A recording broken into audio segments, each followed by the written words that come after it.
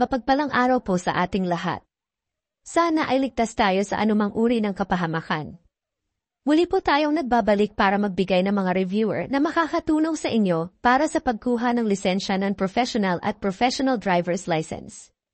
Narito po ang ikalawang bahagi ng ating reviewer, mga katanungan na may tamang sagot na kadalasang lumalabas sa pagkuha ng examination.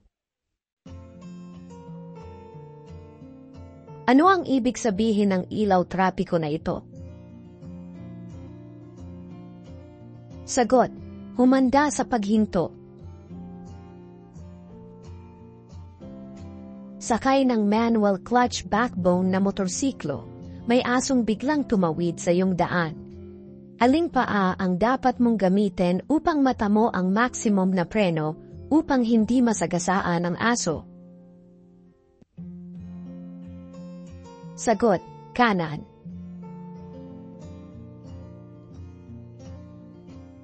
Ano ang maximum na parusa para sa paulit-ulit na paglabag sa RA number 10666 o Children's Safety on Motorcycle Act?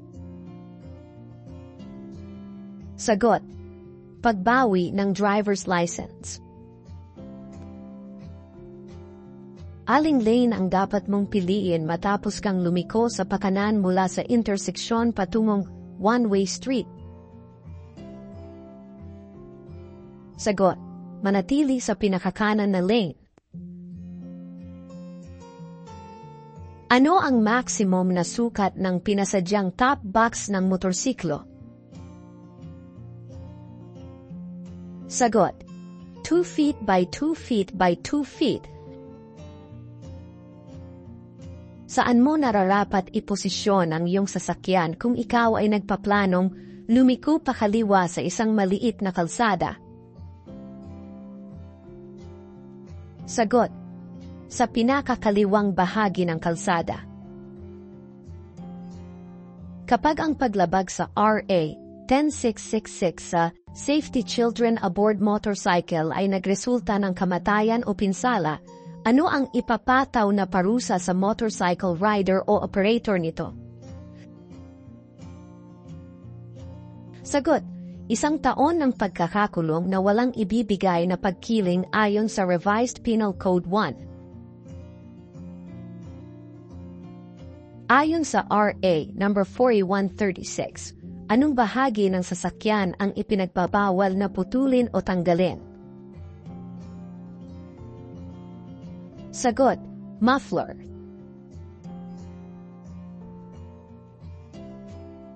Kung walang mga pananda sa daan o pavement markings, ikaw ay nararapat magmaneho? Sagot: malapit sa kanang bahagi ng kalsada.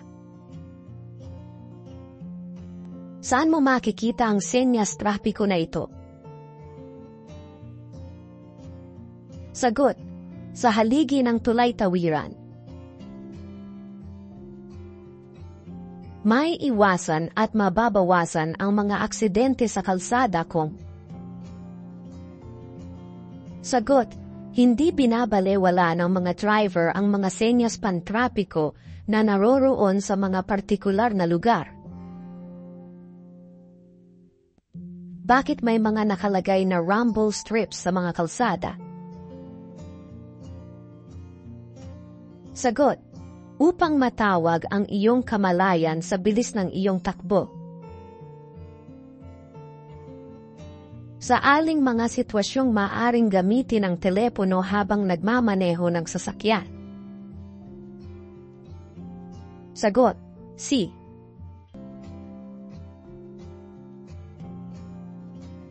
Ang taong may kapansanan ay maaaring magkaroon ng lisensya sa pagmamaneho kung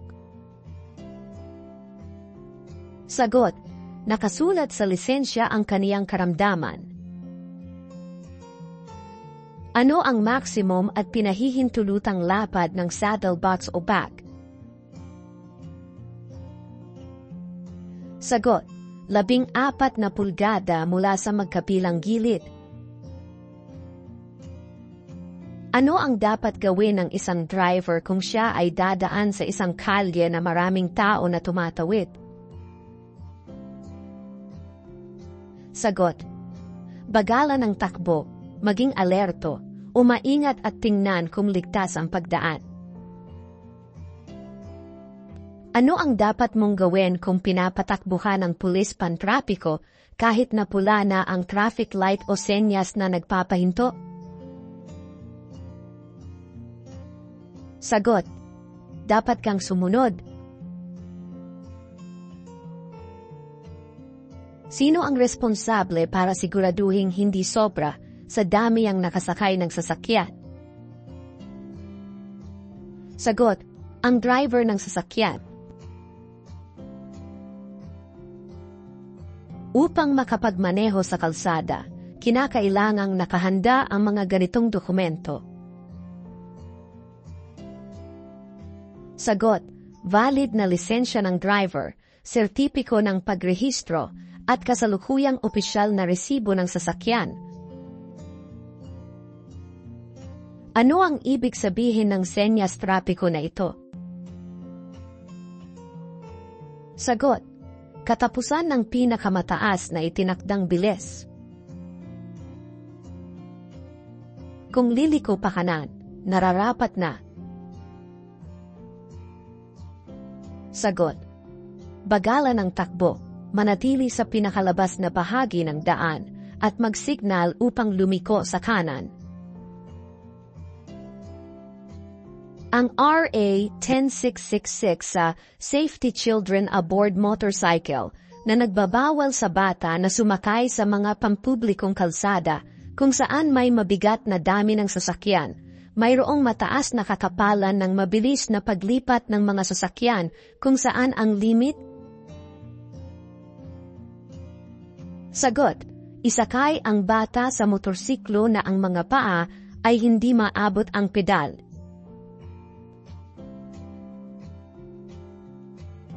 Maaari kang magmaneho sa pathway kung. Sagot. Papasok sa isang pag-aari. Kapag nasa sangandaan at nakita ng driver na mula sa dilaw o yellow light signal ay nagpalit ito sa pula o red eye.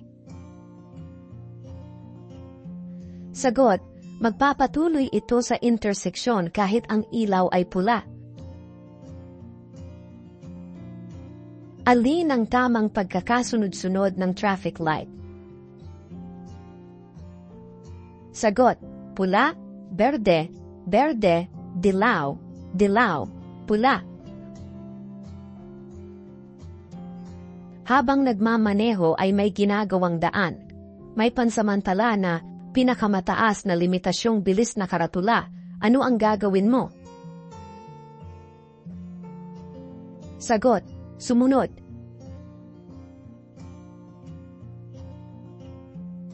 Magkano ang parusa para sa pangalawang opensa ng RA 10666 Children's Safety on Motorcycle Act of 2015? Sagot. 5,000 piso. Kung ikaw ay nasa ilalim ng impluwensya ng inuming nakakalasing habang nagmamaneho, malamang na ikaw ay. Sagot. Mabagal ang reaksyon. Ang traffic light ay nagpalit mula sa berde pa dilaw habang pasangandaan ka. Ano ang dapat mong gawin? Sagot. Huminto bago magsangandaan. Ano ang ibig sabihin ng pavement marking na ito? Sagot. Linyang naghihiwalay sa magkasalubong na direksyon. Anong senyas pantrapiko na kung babalewalain ay may kaakibat na parusa? Sagot. Regulatory signs. Ano ang dapat gawin kapag nagmamaneho sa highway na may maraming lubak? Sagot. Bagalan ang takbo. Hindi maaaring pumarada o huminto ang driver sa tabi ng kalsada na may nakasulat na stop sign kung ito ay sakop na. Sagot, 6 na metro. Ano ang isinasaad sa batas na dapat mo sundin kapag papalapit sa isang interseksyon na may isang stop sign? Sagot, itigil at magpatuloy kapag ligtas na gawin ito. Ano ang gagawin mo kung ikaw ay dumating sa interseksyon na may sirang mga signal pantrapiko? Sagot, ipagpalagay na ang interseksyon ay nakasinyas ng hinto sa lahat ng direksyon. Ano ang pinakamabuting gawin kung ikaw ay inimbitahan sa hapunan at alam mong ikaw ay magmamaneho pa uwi? Sagot, huwag uminom ng anumang alak. Kailan mo dapat tingnan ang level ng langis ng makina ng sasakyan? Sagot, kapag malamig na ang makina. Ano ang pinakamainam na paraan sa pagbibigay ng karapatang dumaan? Sagot, pagbibigay ng daan. Ano ang magiging resulta ng hindi pagpatay ng signal light matapos lumiko mula sa interseksyon? Sagot, makakapagpapalito sa lahat ng mga nasa daan. Ano ang kailangan mong gawin kung masundan mo ang truck na may ganitong kumukurap-kurap na senyas sa kaniyang likuran? Sagot, dumaan sa kaliwang linya. Saan hindi maaaring magparada ng sasakyan? Sagot, 6 na metro mula sa interseksyon. Ano ang dapat mong gawin sa kumikislap na dilaw na trapikong ilaw? Sagot, magmaneho ng maingat para itong give way sign. Kapag ang driver ay nakalabag ng pangatlong ulit sa RA 10666 sa Safety Children Aboard Motorcycle, ang kanyang lisensya ay masususpinde ng gaano katagal? Sagot, 1 buwan. Mas delikado na lumiko sa kaliwa kaysa lumiko sa kanan dahil? Sagot, mas mabilis ang mga sasakyan mula sa kaliwa. Paano mo maiiwasan ang maaksayang paggamit ng gasolina? Sagot, napapatingnan ng wasto at napapanatili ang kondisyon ng sasakyan. Ang yellow box pavement marking ay ipinipinta sa loob ng interseksyon na walang sasakyan ang? Sagot, pinahihintulutang huminto. Lumapit ka sa isang interseksyon na may isang hanay ng mga signal ng trapiko. Ang mga signal ay blanco. Ano ang dapat mong gawin? Sagot, ituring ang mga interseksyon na mayroon pa rin mga palatandaan ng stop sa lahat ng direksyon. Maaari ka bang manatili sa loob ng interseksyon? Sagot, hindi maaari. Ang interseksyon ay nararapat na maluwag sa lahat ng oras. Ang asul na traffic sign ay may nakasulat na 60 kilometro bawat oras. Ano ang gagawin mo? Sagot, magmaneho sa minimum na bilis na 60 kilometro bawat oras.